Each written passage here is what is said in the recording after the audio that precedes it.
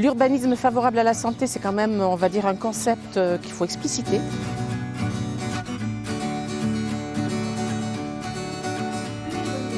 Ce séminaire s'inscrit dans une des actions d'une démarche de l'ARS de promouvoir l'urbanisme favorable à la santé auprès des collectivités et des partenaires associatifs avec lesquels nous collaborons dans le territoire. L'aménagement du territoire est un levier important pour des gains et des bénéfices en santé. Dans une agglomération en plus qui est variée, qui a différents territoires, qu'est-ce qui va faire sens commun pour vous à tel endroit ? C'est une vraie opportunité pour les acteurs de la santé comme pour les acteurs de l'urbanisme de commencer de nouvelles démarches plus prospectives, plus durables et plus ancrées sur les besoins des habitants, usagers, citoyennes et citoyens des territoires. L'idée, c'était à partir d'exemples concrets tels que Morlas aujourd'hui ou d'autres, on puisse faire naître des vocations et faire en sorte que les services des collectivités, les services de l'aménagement du territoire, de la voirie puissent se dire tiens, il y a des outils qui existent, des évaluations d'impact en santé qu'on peut peut-être tester, que l'ARS accompagne financièrement avec le soutien de l'IREPS pour pouvoir aller vers l'amélioration des déterminants de santé dans l'urbanisme. Aujourd'hui, au travers de ce que je vais présenter tout de suite, nous sommes tournés aussi sur l'intercommunalité. Et il y a parfois des décalages aussi entre ce qui est posé au travers du PUI via le SCOT et ce qu'on peut mettre en place ou pas sur les communes en termes d'urbanisation. Dans le cadre de cette mise en place de l'UIS qui s'inscrit dans le projet de revitalisation du centre-bourg, que nous appelions Morlas 2030 et que nous appelons maintenant Morlas 2030 cœur d'un territoire en mouvement.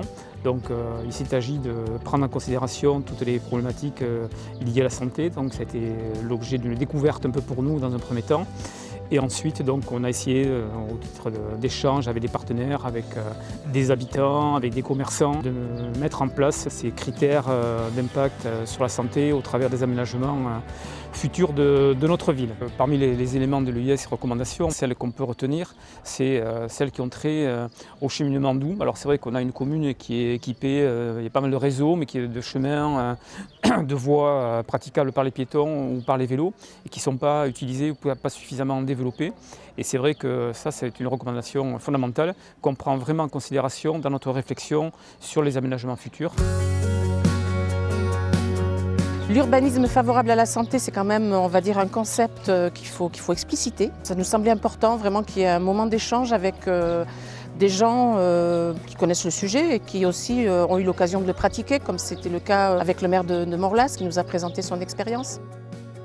On intervient sur une mission qui s'appelle Santé et documents d'urbanisme. C'est une mission qui nous a été confiée dans le cadre du PRSE et qui est financée par la DREAL, qui consiste à faire de la recherche-action pour voir de quelle manière on peut inscrire la question de l'environnement santé dans les documents d'urbanisme, alors que ce soit PLUI ou SCOT. La santé, ça nous oblige à nous rapprocher encore davantage de l'habitant. Ça permet aussi de vulgariser l'exercice qu'on fait auprès des habitants. Ça leur permet de mieux comprendre les enjeux de ce sur quoi on réfléchit. Comment on se projette là sur cette suite? Est-ce que c'est pas l'occasion justement de se projeter dans la prospective, début de mandat, sur qu'est-ce qu'on va faire, à quoi elles vont ressembler nos villes en 2030 Effectivement, la santé publique est un sujet complexe qui peut faire peur, mais que c'est aussi un outil de mobilisation extraordinaire pour pouvoir changer les pratiques et pour pouvoir avoir des politiques qui se parlent et qui sont gagnants-gagnants.